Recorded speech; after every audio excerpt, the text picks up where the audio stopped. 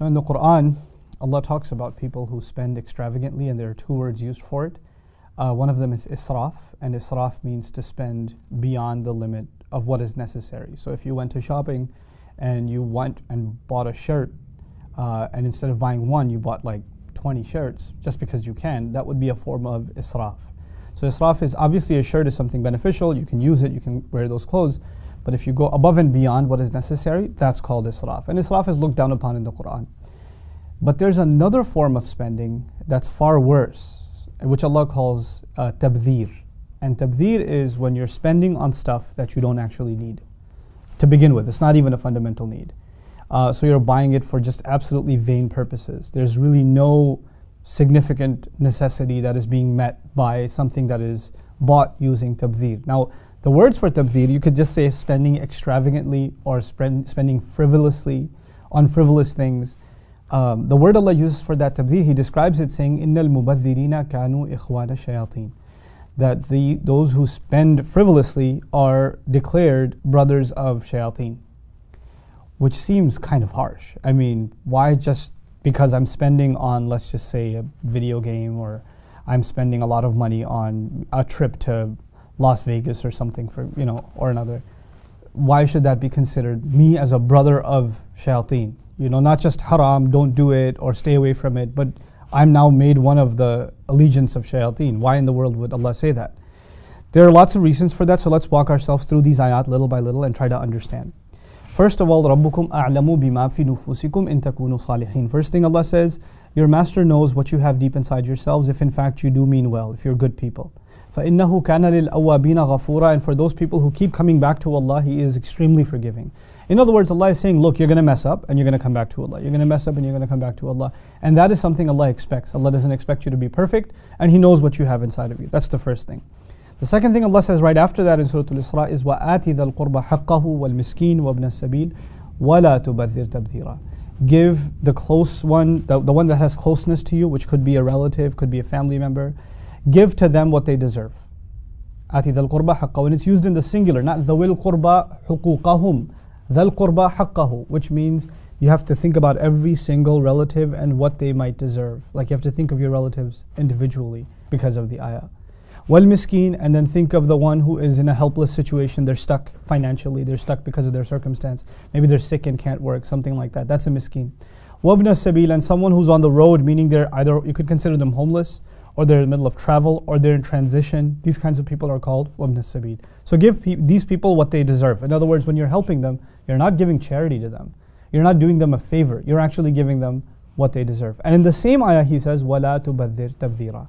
And don't spend frivolously, going out of your way and spending in tabdhir. Now what does that mean? That actually means, by making it one ayah, Allah is first telling us that money that you're spending recklessly, actually there were people who deserved it. So the first crime you're doing is you're depriving people that need, and you're spending it somewhere else. Now when people need money and they're desperate, and you could have helped them but you didn't, and there are millions of us who can help, and millions of us start spending frivolously instead of helping others, and a culture of that is created. What happens on the one side? The people of need, they may resort to desperate means to try to make ends meet. So you can create crime in society because the lower income areas in any part of the world, you'll find more crime in those areas, right? So when their needs are not met, more and more people resort to crime. More and more young men become desperate and do things they'll regret later on in their life, and young women.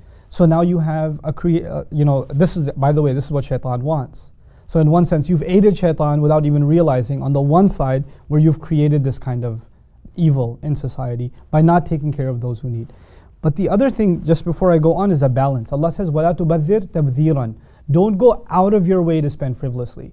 Allah didn't let us become extreme either. In other words, Allah is not telling you, listen, you can never, ever, ever buy yourself something that you don't absolutely need.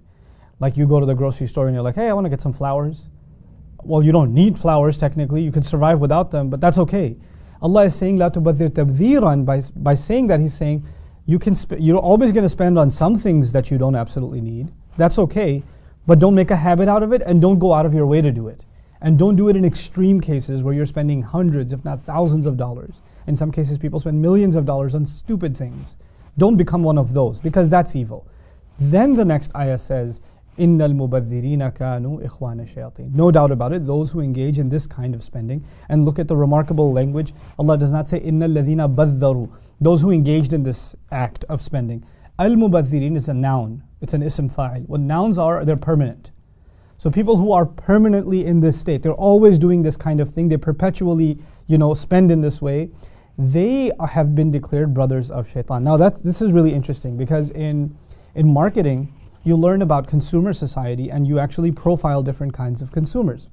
So for instance, if there are people who have millions of dollars to spend, and they are kind of bored by just spending money on a car or just spending money on, a big screen TV or whatever. Now they want to, what else can we spend money on? They get a little more creative with what they want to spend money on. So you'll find them spending money on gambling, right? You'll find them spending money on expensive wines, and they might even get involved in some kind of filthy, their own kinds of clubs and this sort of thing.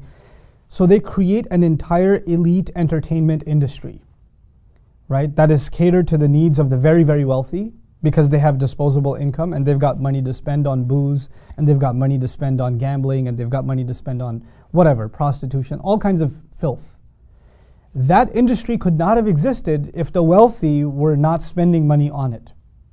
And the money has to keep coming in constantly, right? They have to be mubadhirin. They cannot do this one time, because if the wealthy, which are a very small population of any society, do that kind of spending just one time, well, think of it from a business perspective. The person who's selling them these services, he can't survive if he has a customer that comes in once or twice. He needs a regular customer. So they actually become mubadhirin. They become people who spend frivolously regularly. And thus they create and flourish the gambling industry and the alcohol industry and the prostitution industry, you name it. They create that entire environment, that entire scene, just by their frivolous spending. And this, we're talking about millionaires and billionaires, but this comes down a little less than that too. If, there are young people that are watching, they're downloading some filthy, video, movies or whatever online. They're like, oh, maybe I'm just harming myself. I'm not hurting anybody else. Well, actually, you're supporting an industry. They would not have made their money if you didn't download anything. So if and the tragedy of our times is a huge proportion of the filth downloaded online is from Muslim countries. So that's a reality. So Allah is saying, Innal mubadhirina kanu ikhwana shayateen, perhaps because some of the most evil enterprises that exist in our times and have always existed are supported on the backs of people that have disposable income and spend it irresponsibly. This is the point that's being made here. It's a very heavy point. We talk about responsible consumerism, and you have to spend money in places where that are clean, that you don't have